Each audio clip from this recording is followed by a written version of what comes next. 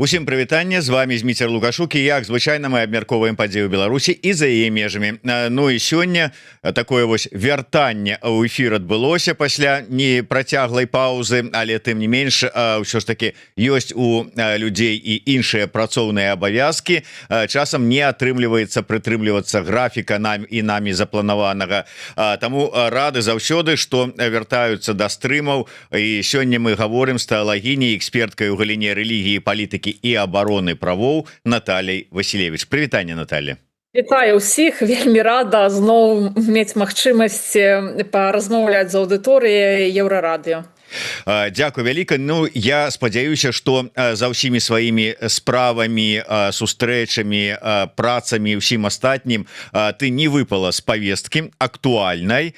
Ну і я думаю, што сачыла прынамсі за тым, як там была перапалоханая вось буквально днямі лукашэнкаўская прапаганда з пытання рэлігійнага, у тым ліку, што не часта здараецца, тым не менш.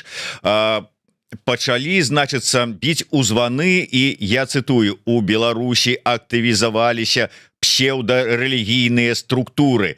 Іх адэпты называюць сябе святарамі, праводзяць богаслужэнні ў дамах і кватэрах, заклікаюць людзей не наведваць праваслаўныя прыходы і скажаюць сапраўдную веру. Ну, размова ідзе, відаць, пра нейкія секты, але тут пытанне іншае. Ці сапраўды усе вот так страшна ў гэтых сектах? Чаму яны зараз так, ну, судзячы па выказванням прапаганды, ледзь не акупавалі Беларусь? Ну і ввогуле, якія там, што там адбываецца? Ці сачыла ты за гэтым? Ну, у цэлым, на мой погляд, гэта вынік рэлігійнай палітыкі ўладаў. Яны ціснуць рэлігійныя арганізацыі, рэлігійныя супольнасці, рэлігійных лідараў, не даюць ім спакойна жыць, не даюць ім выказвацца, не даюць ім праяўляць сябе напоўніцу у Беларусі. Многія вымушаны выязджаць, многія вымушаны маўчаць, многія вымушаны ісці ў нейкае такое паўпадпольнае існаванне. І, безумоўна, калі вось гэта рэлігійнае поле становіцца, ён трошкі па-іншаму зараджаным, то бок шмат якая рэлігійная дзейнасць, людзі не могуць знайсці ажыццяўленне сваіх патрэбаў у тых рэлігійных арганізацыях, якія існуюць у Беларусі, яны шукаюць чагосьці іншага. Гэта першае. Другая прычына, на мой погляд, гэта агульная палітыка ўладаў.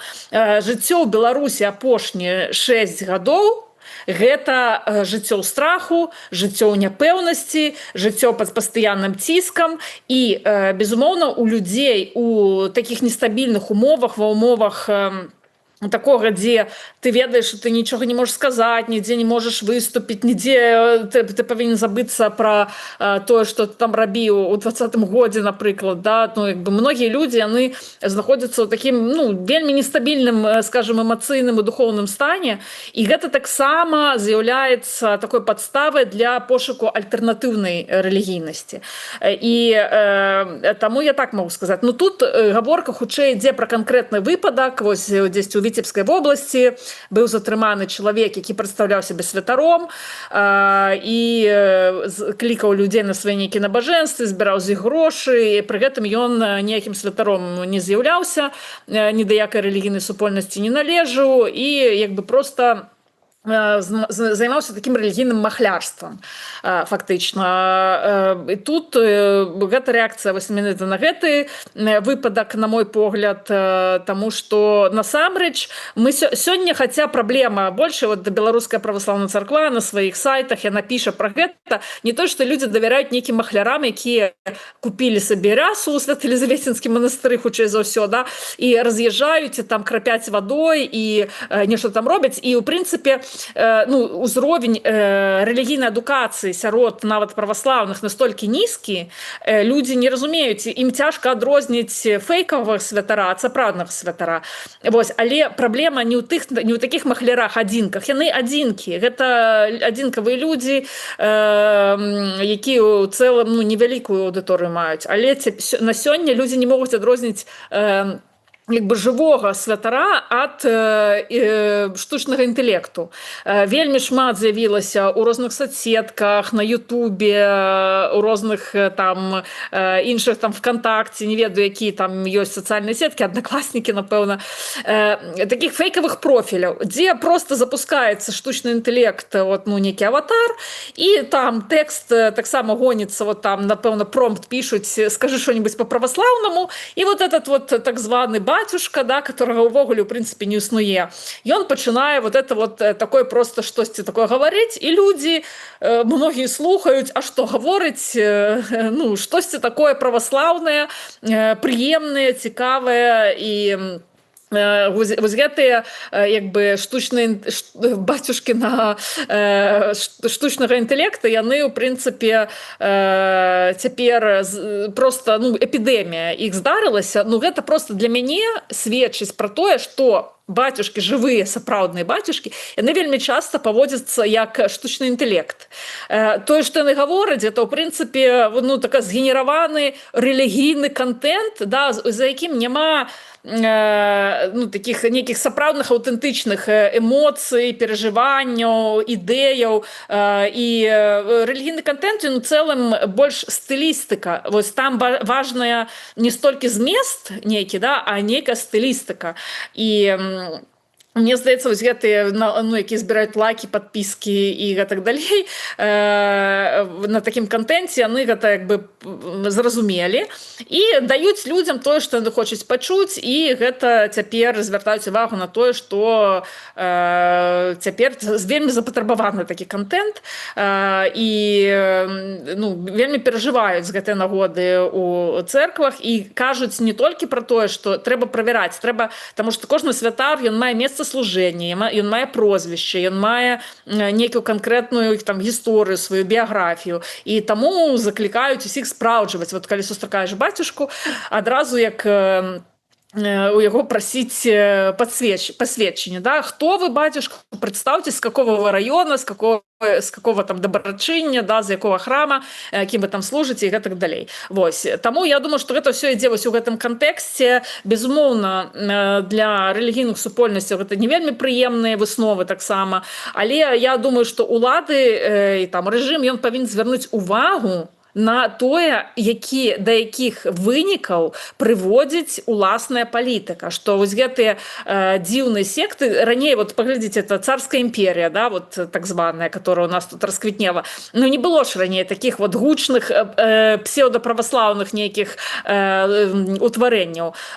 Чамусьці яны заквітнелі пасля 20-го года. Вот пытанне задайце сабе, чаму вось гэтыя дзіўныя арганізацыі, да, якія не звязаны з традыцыйнай, скажем, такой рэлігійнасцю, з традыцыйнымі вядомымі рэлігійнымі арганізацыямі, чаму раптам яны вось так вот расквітнелі, адбыўся такі бум гэтага. Вось, ну я пры гэтым хочу ўсё ж таки заўважыць, што вельмі шмат якія нават арганізацыі культы новага характару, ўсё ж таки дзяржава таксама не павінна вельмі шмат умешвацца ў жыццё гэтых арганізацый, як бы іх забараняць ім права на свабоду самавыяўлення. Безумоўна, калі арганізацыя з'яўляецца і прадстаўляе сябе нечым іншым, да, кажа, не, мы ж на самой справе праваслаўныя там і гэтак далей, ну тут безумоўна ёсць пытанні да таго, наколькі самаідэнтыфікацыя, якую яны прапануюць, адпавядае таму зместу, які ёсць, да.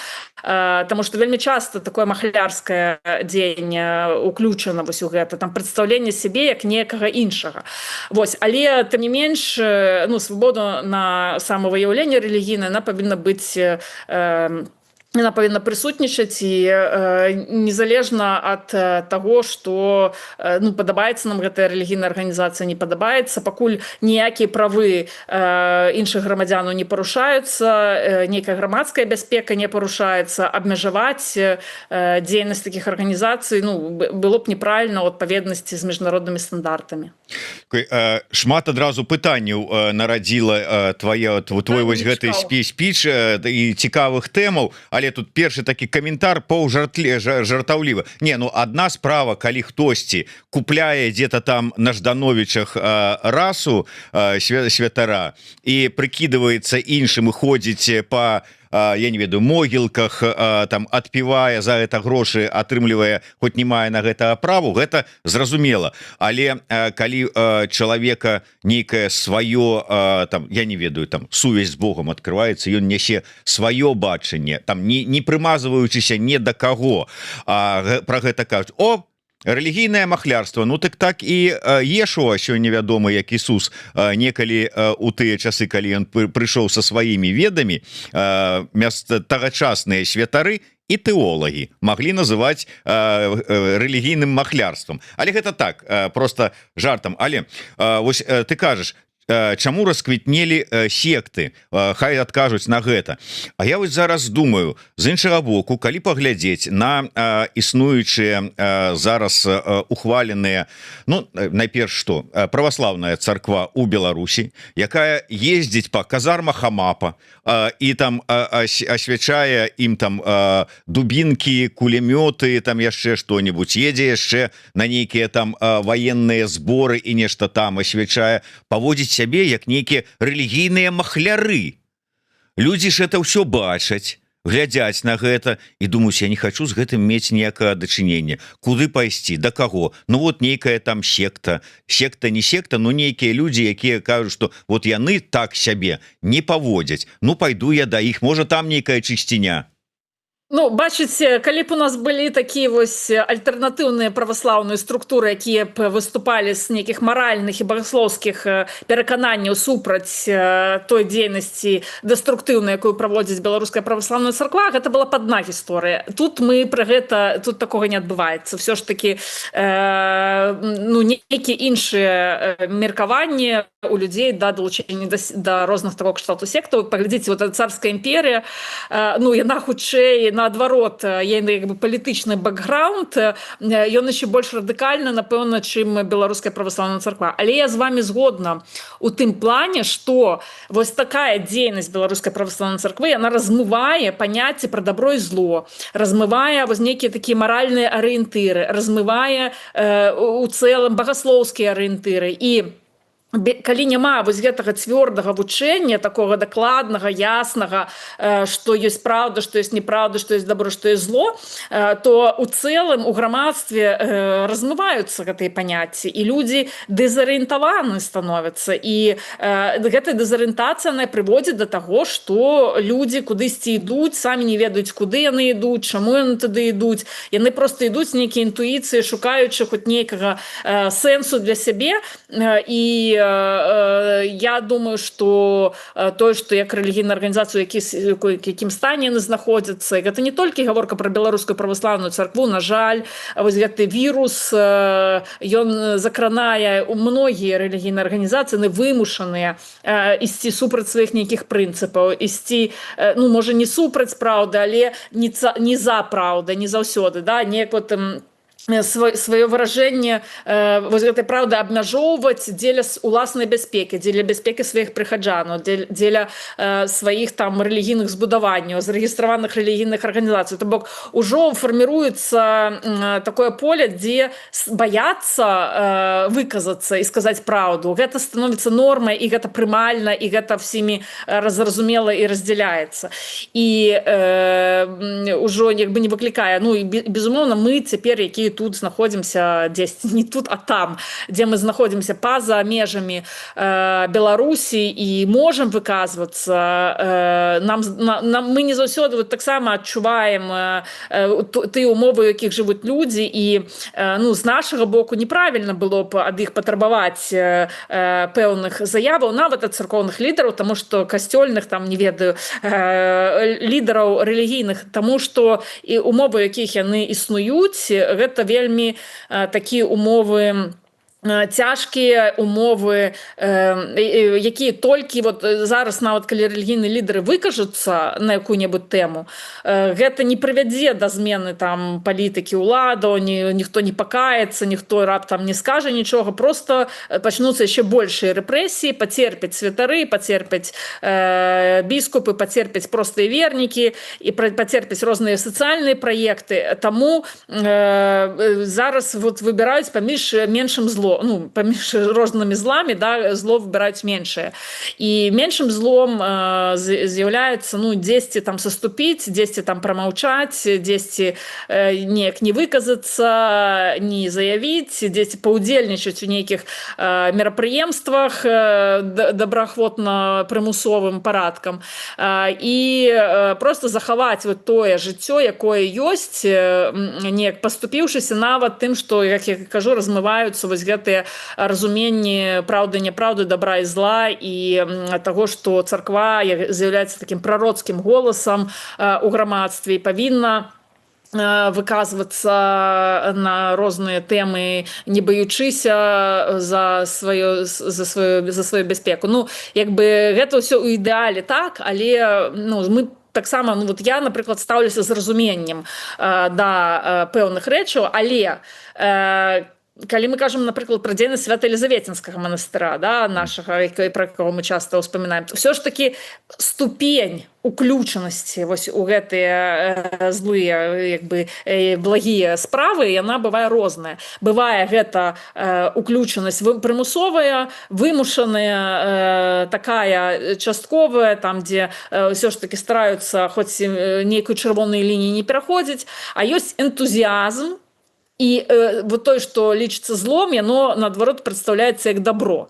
І перакручванне адбываецца такое поўнае. То есть, тоже не маўчанне, гэта падтрымка зла такім, ну, самым нягодным і актыўным чынам. Таму таксама вот на гэтым фоне мы бачым, як маглі б сябе паводзіць рэлігійныя арганізацыі. Да, Свята-Елізаветинскі манастыр мог бы быць не нейкім флагманам такім, да, а ён мог бы быць просто адной, ну, мейнстрімам, нейкім мейнстрімам. Вось, ну, ён не мейнстрім. І гэта ўжо нам дае нагоду пра тое, што прызнаць, што ўсё ж такі вось гэтай градацыі, там 50 адценняў вось гэтага чорнага, яно бывае рознае. І як бы ты, калі вот правесці па гэтым 50 адценням вот эту чырвоную лінію, да, якая, ну, дзе ўжо адбываецца вось гэты пераход да актыўнай падтрымкі, а дзе ўсё ж такі падтрымка пасіўная, вымушаная і да якой трэба паставіцца з разуменнем з нашага боку. Узгаданы Свята-Елізаветинскі манастыр, ну, Наталья, самі справакавалі узгадаць гэтае, хоць мы ўжо, я не ведаю ўжо колькі ўжо узгадывалі, ўжо нават няма сіл на абурэнне. Тым не менш, у тэлеграм-канале, на які раю ўсім падпісацца, калі для вас гэта бяспечна, да якога датычная і Наталья Василевич, хрысціянская візія не вайне, спасылачка ёсць у апісанні да гэтага стрыма. Вы расказваеце пра тое, што вось пратэірэй Андрэй Лемяшонак прызнаўся, што як мінімум 2 чалавекі з падвор'я Свята-Елізаветинскага манастыра пайшлі ваяваць за Россию супраць Украіны. Ну і адзін там нібыта брат Олег нават быў узнагароджаны медалём за адвагу, пра што там Лемяшонак так ужо ганарліва расказваў, а другі вось знік, і 3 месяцы ніякіх вестак няма. Ну вот, але гэтых вось, так сказать, ваяроў за у складзе акупацыйнай расійскай арміі Лемяшонак называе героямі. Як вы ацэньваеце, што адбываецца? Адбываецца тое, што вот у манастыры вось гэтыя браты вельмі часта гэта людзі ва ўразлівай як бы жыццёвай сітуацыі. Часцей за ўсё гэта людзі, якія вызваліліся з-за кратаў, з тэрмінаў вялікіх, да, людзі, якіх, ну, нічога няма ў гэтым жыцці. Уладкавацца пасля такога досведу вельмі цяжка дзесьці. Свята-Елізаветинскі манастыр такіх людзей выкарыстоўвае для таго, каб іх наймаць на працу, і яны там за кошты ніжэй за рынкавыя працавалі, да, даючы ім жытло, ежу і з зарплаты забіраючы нават вось гэтыя грошы на жытло і ежу, якія трацяць, і людзі за капейкі нейкія атрымліваюць, ну, хоць неяк вот у іх ёсць магчымасць дзесьці там пажыць, неяк уладкавацца ў жыцці, хоць, ну, перакантавацца, скажем так, магчыма, перад наступнай адсеткай ужо. І безумоўна, многія вяртаюцца да злачыннага жыцця. Ну тут гэта да залежнасцяў нейкіх, наркатычная, алкагольная залежнасць. Людзі, ну як бы, скажем так, это ўжо людзі, якія знаходзяцца вось у такой складанай жыццявой сітуацыі. І тое, што некаторыя з іх выбіраюць пайсці на фронт, як я думаю, што нават ідэалагічнага там мала, да, то бок людзі не ідуць там, я хачу там дапамагчы Расіі перамагчы вось гэтую навалу захаду на землі Святой Русі, каб там гей-парадаў не было, вот іду вызваляць ад гей-парадаў Донбас і все астатняе. Да? Ну, як бы, я думаю, што ў людзей няма такога меркавання. Яны ідуць туды за грошы, яны ідуць туды ад безвыходнасці, яны ідуць туды просто, каб там перакантавацца зноў-такі, ідуць, таму што там стасункі не склаліся, да? І тады пайду, я тады загіну, і тады хай паплача па мне, па героі. Вось, таму я думаю, что просто то, что Свято-Елизаветинский монастырь в целом представляет платформу такую, то есть там есть рекрутация, да, як бы людям раять долучаться до российской армии, людям показывать этот шлях, як шлях магчымага вырашэння их проблем, альбо там шлях геройства, вот, як вы правильно сказали, их представляют как героев. То есть Наталья, можно хвилиночку перабью, тут аккурат таки есть такое доброе удакладнение, вось усё пералічанае, вось все адбываецца. Фактычна пункт рэкрутацыі. Лемешонак пра вось гэтых акупацыйныя войскі расійскія і пра тых беларусаў, якія далучаюцца да гэтых войскаў, кажа, нашы героі. І вожык патрыёт пытаецца: а дзе Веньямін? Чаму ён маўчыць з гэтай нагоды? Мне цяжка сказаць, я не бачу ў гэтым Веньяміна. Ну, Веньямін праяўляецца час ад часу.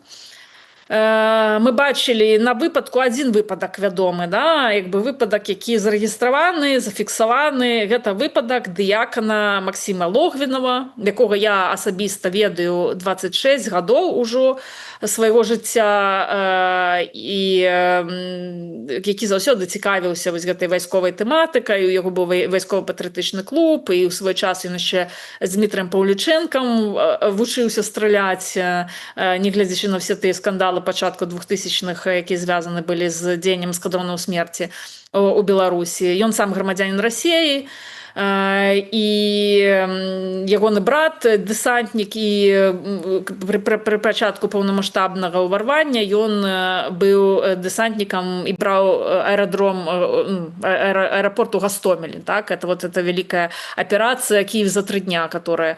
То бок ён як бы паходзіць з пэўнага...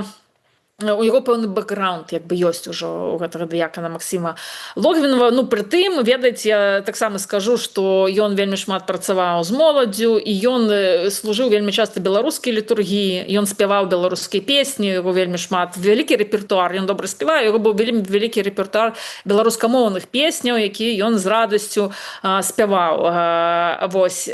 Але, па-першае, стала вядома яшчэ раней, што мітрапаліт Веньямін дазволіў ісці ў армію дыякану Максіму, што пэўным чынам там невядома вся гэтая вот канструкцыя, але дабраславенне мітрапаліта Веніаміна было на тое, каб ён служыў у арміі.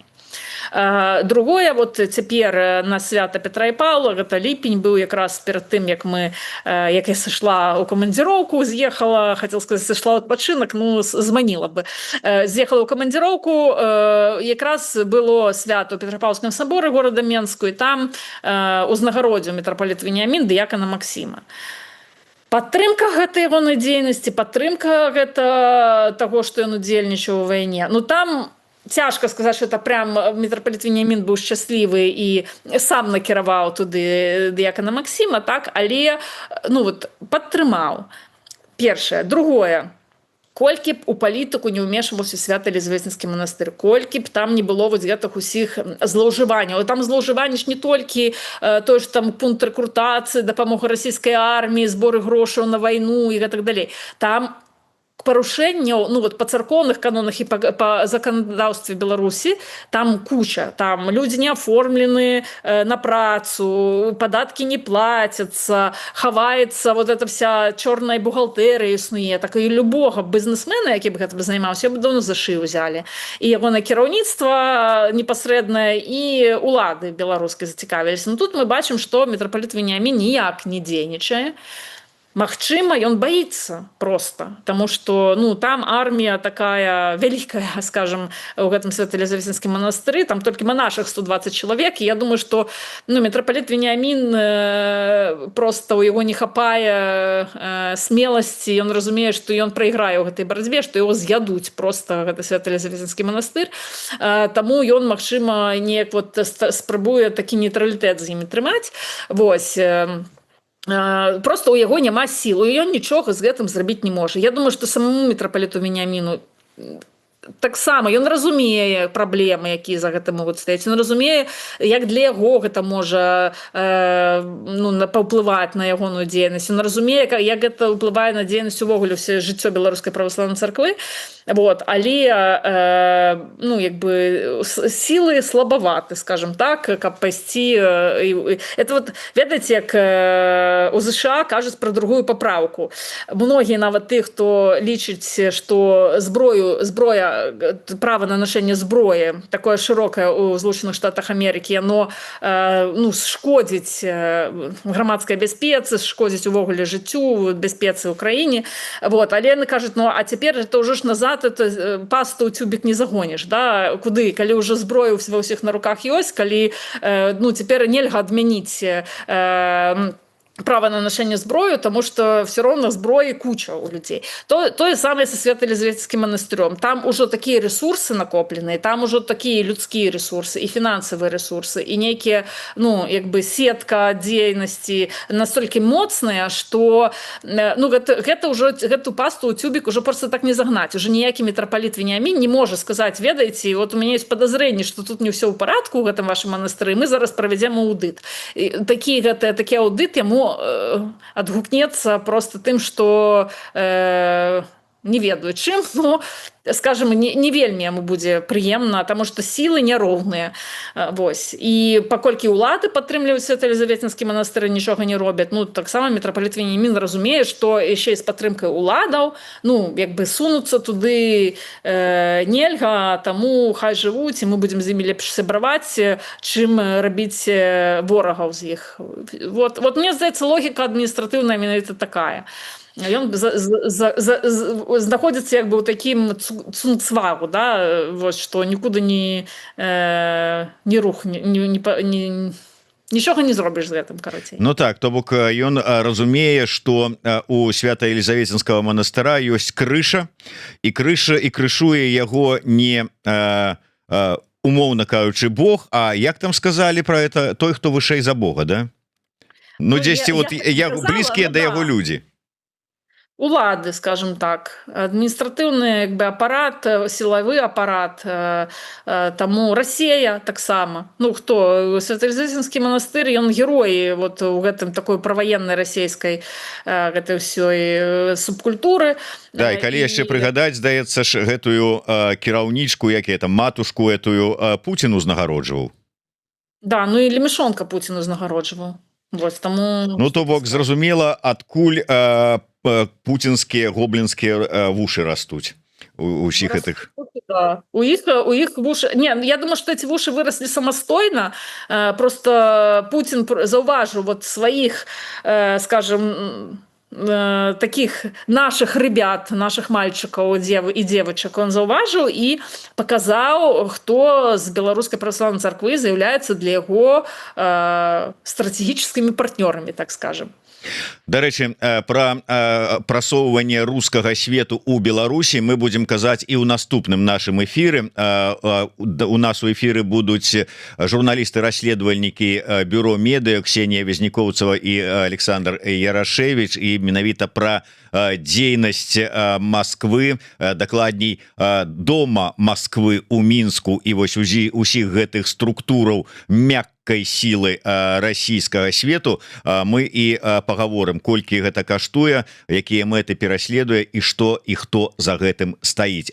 Вельмі добра, дарэчы, буду глядзець, таму што мы таксама займаліся расследаваннем, якое звязана з дзейнасцю рускага дома, але глядзелі у праваслаўным кантэксце, з кім яны сустракаліся, каго запрашалі на свае мерапрыемствы і гэтак далей. Таму вельмі вялікі дзякуй, я пагляджу і паслухаю калегаў з бюро медыа.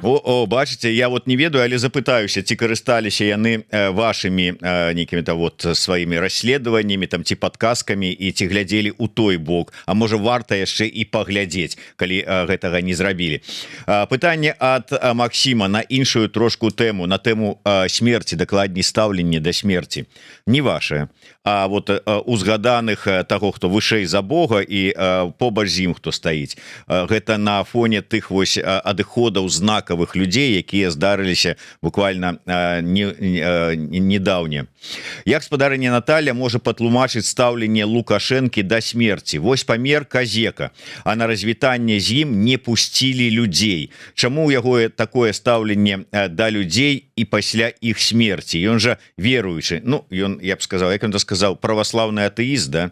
Вот. Але сапраўды, вот чалавек памёр, ну памёр, людзі хочуць аддаць яму-то нейкую даніну павагі, там, ці па памяці просто прыйсці і забараняюць, там, пагражаюць, ці яшчэ што-небудзь. Вот што гэта? Як это тлумачыцца?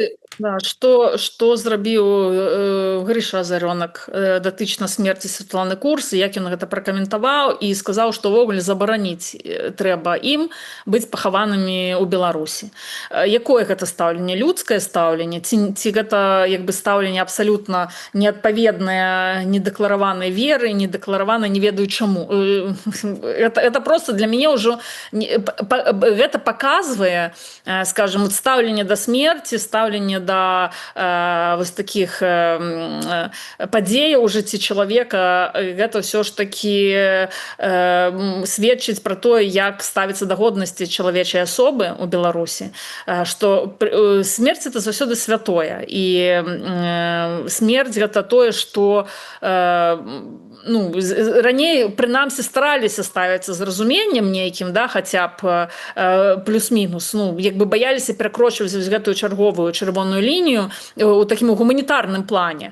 Цяпер гэтая чырвоная лінія, она яшчэ далей адсунулася, да, яе давно ўжо перакрочылі, і вось гэтае стаўленне это новае такое развіццё, калі да смерці стаўленне такое з пагардай, з Таму тут это просто не людскае стаўленне, да, і то, як ставіцца да магілаў. Бачыце, у нас нават як вось доўгі час вайсковыя могілкі там розныя былі, да, там могілкі нямецкіх салдатаў, там Першай сусветнай вайны, да нават і Другой сусветнай вайны. Вот здавалася, вайна ж была, да, ну як бы чаго нам даглядаць нейкія там могілкі нейкіх там акупантаў у нас. Але тым не менш, гэта стаўленне да смерці, стаўленне да чаму целамі абменьваюцца, вось калі там абмен палоннымі бывае, абмен целамі, да, магчымасць аддаць апошнюю пашану. Гэта таксама, ну як бы не толькі пытанне міжнароднага права, гэта пытанне такой вось этыкі чалавечай, таму што стаўленне да смерці гэта заўсёды вельмі такая важная рэч, і мы бачым, што ну як бы тое, што адбываецца з целам пасля пахавання, гэта урэгулявана вельмі моцна, і стаўленне да магілаў, да апаганьвання магілаў, но вельмі таксама нават крымінальным кодэксам рэгулюецца, таму што гэта не проста нейкая, ну скажем, для культуры, для цывілізацыі чалавечай, вот то, што у нас нават захавалася, тое, што даследуюць археолагі, это вельмі часта магілы, да, таму што магілы гэта заўсёды, ну, святое месца для любога чалавека, для любой рэлігіі, для любой культуры плюс-мінус. Вось. І тут мы бачым такую пагарду, не даць развітацца, не даць быць пахаваным. Ну, што, улады, безумоўна, баяцца памерлых, яны баяцца салідарнасці, яны баяцца, што людзі прыйдуць і будзе бачна падтрымка, нейкая салідарнасць, будзе бачна нейкія... Гэта будзе магчымасць легальна сабрацца на нейкае масавае мерапрыемства, і гэта так далей. Мы памятаем одной з таких ключавых падзеяў 20-го года, некалькі ключавых падзеяў, гэта вот калі ў Менску, калі вот на Пушкінскай Тарайкоўскага мемарыял быў, як там заціралі вот тое, каб сцерці вось гэтую всю памяць.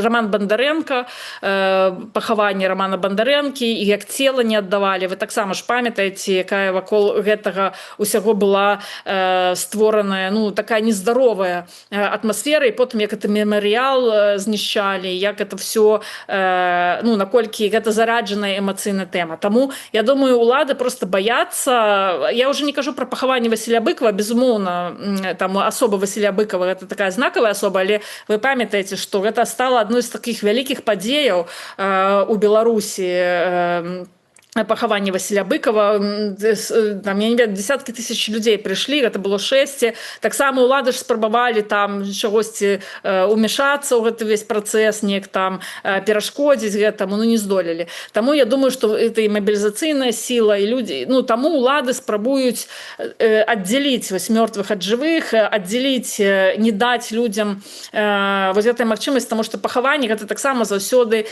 сустрэча, гэта аднаўленне вось гэтых контактаў, сувязяў, нейкі вот клікае там, людзі знаходзяцца ў пэўным маральным стане, такім адкрытасці нейкай такой эмацыйнай, і вот ствараецца нейкая вось гэта атмасфера еднасці, пашаны да чалавека, які сышоў. Таму мы бачым, як у эміграцыі, ну, мітынгі не збіраюць больш, да, ужо дзесьці там на Шыніве, ці дзе, ці можа на Еўрарадыё чытала, слухала, хтосьці выступаў з дзеячаў нашай міграцыі, да, і казаў, што мітынгі не збіраюць, все, мітынгі састарэлі, больш людзі не ходзяць на мітынгі. Гэта ўжо не тая форма салідарнасці, але людзі працягваюць хадзіць на пахаванні. Мы бачылі, колькі людзей збіралася там на пахаванні, там на развітанне з Мікітам Мелказёровым. Многія прыязджалі з іншых гарадоў, да, як бы на пахаванне Святланы Курс, таксама ў Варшаве, колькі людзей сабралася. То бок гэта тэма, яна ўсё яшчэ можа сабраць людзей разам. У той час, як мітынгі, Дзень волі, там не ведаю, якія яшчэ там мітынгі у нас застаюцца, там 9 жніўня ж таксама нешта, напэўна, ладзіцца. Вось, ну, яны ўжо не збіраюць, яны ўжо не з'яўляюцца кропкай зборкі. Вось, і аддаць апошнюю такую даніну памяці, гэта ўсё ж такі ў беларусах сядзіць вельмі моцна, і ты разумееш, што калі не зараз, то ніколі. І калі ты зараз не прыйдзеш, то ты ўжо ніколі не зможаш вось так пабыць побач з гэтым чалавекам, з ягонай труной, і неяк вось гэты кантэкст для цябе стане, ну, ўжо ты як бы з яго выпадзеш. Таму я думаю, што з гэтым все гэта і звязана. Але ну зразумела, людзі хочуць вот, ну, неяк так трошачку і развітацца, і чалавека апошні раз пабачыць, і даніну павагі выказаць там, ці памяці, ці яшчэ што-нибудь, ну і ўвогуле как бы разам пабыць. Але ну вот гэта, ну, такая боская справа. А гэтыя ж людзі і мною згаданы, і табою згаданы, і ў проруб скачуць, і крыж на сябе кладуць, і там да царквы нібыта ходзяць, і свечку ставяць. І як это одно з другім коррелюецца? Ну, вот так и коррелюется. Это абсолютно не звязанные паміж собой рэчы. Як бы смерць не з'яўляецца святой для іх. Вось. І той, як выказваюцца часта пра памерлых. Вы памятаеце, нават што адбылося, ну, як вось гэты весь 20-го года, калі ковід пачаўся, да, вось гэтая вся пандэмія, і калі Лукашенко пракаментаваў смерць людзей ад ковіда першых, да, і там са знявагай нейкім такім чынам брыдкім, гнюсным чынам пракаментаваў смерць людзей, і наколькі гэта стала такім мобілізацыйным патэнцыялам вот для людзей, которые не былі ніяк уцягнуты ў палітыку, але вот якія адрэагавалі на штосьці, вот калі сапраўды наступілі на святое. Калі адбываецца нешта вот у тваім свеце, ну тое, што ты просто не можаш сабе ўявіць, тое, што ну як бы ніякія ну просто чалавечыя нормы парушаюцца, гуманнасці нормы. Вось людзі былі вельмі гэтым уражаны, і многія, як бы у многіх запусціўся вось гэты працэс як бы такой палітычнай, скажем так, мобілізацыі ў адказ на вось гэты каментар, і пра гэта вельмі шмат гаварылі, тады звярталі на гэту ўвагу, што тады была вельмі вялікая Лукашэнкам дапушчаная, скажем так, памылка, калі ён сабе дазволіў такім чынам пракаментаваць смерць чалавека. Ну, сам страціў, да, я хочу сказаць, што ён сам страціў вот нейкі імунітэт, хоць нейкі, які ў яго быў, ён просто тым, што ён вот так ставіцца да смерці, ён просто неяк апошнія вось гэтыя нейкі свае там фігавыя лісточкі, якімі ён там прыкрываў сваю, той, што он голы кароль, да, вось гэтыя апошнія фігавыя лісточкі зляцелі з яго. Ну, я могу сказаць, што калі ў прынцыпе чалавек годны, ну ці чалавек, які не нарабіў зла як мінімум ці шмат зла сыходзіць, то да яго прыходзіць. А калі сыходзяць людзі, якія вось так зневажаюць усё, у тым ліку і смерць, то і народ нават адмысловую прымаўку з гэтай нагоды мае пра тое, што здох Яўхім, ну і далей па тэксце. Лукашенко дабіўся таго, што людзі пра ягоную смерць вельмі шмат жартуюць, маюць у сябе ў лядоўні там бутэльку шампанскага, да, каб адкрыць на ягоную смерць, і як бы да ягонай смерці ставяцца як да свята. Вось, хай бы чалавек задаў сабе пытанне, чаму так? Чаму столькі людзей будзе радавацца, адкарковаць шампанскае і чокацца і выпіваць, да, кінуўшыся свае справы і радавацца, святкаваць гэтую смерць. Я думаю, што для яго ён, напэўна, не задае сабе такія пытанні, але магчыма, калі б задаў пытанне, то задумаўся пра сваё жыццё, пра тое, што ён нарабіў, колькі шкоды, колькі зла, колькі горя ён прынёс беларусам за гэтыя дзесяцігоддзі, пакуль ён утрымлівае ўладу, і колькі працягвае яшчэ на сёння рабіць гэтага. Дзякуй вялікі. На сёння мы развітваемся з Натальяй, хоць і засталіся неабмеркаваныя тэмы, але з камандзіроўкі яна вярнулася, таму спадзяюся, што наступная наша сустрэча будзе па плане праз тыдзень. А на сёння развітваюся, падпісвай. 2 тыдні ці праз тыдзень? Ну, праз 1 тыдзень на другі. Ясно, зразумела. Добра. Все, подписывайтесь на телеграм-каналы «Христианская визия не войне» и Наталья с 2 Л. Есть у нас посылочки у описании до этого стрима. Ну и не забывайте подписываться на YouTube-канал Еврорадио. Слухайте, подписывайтесь, бережите себе. Живе Беларусь! Живе!